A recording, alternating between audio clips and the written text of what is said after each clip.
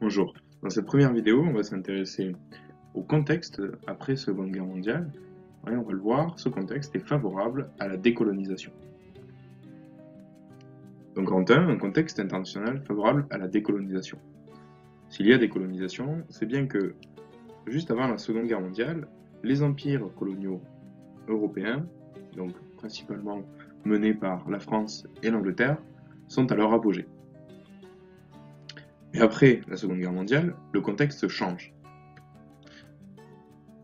Ce contexte devient favorable à la décolonisation.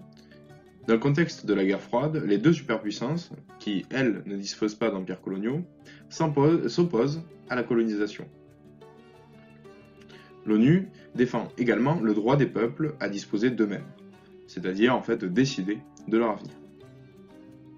Les puissances coloniales sont affaiblies par la Seconde Guerre mondiale et les peuples colonisés contestent alors la domination européenne. Ce d'autant que la lutte contre le nazisme a mis en avant l'idée de défense de la liberté. Des mouvements nationalistes émergent alors.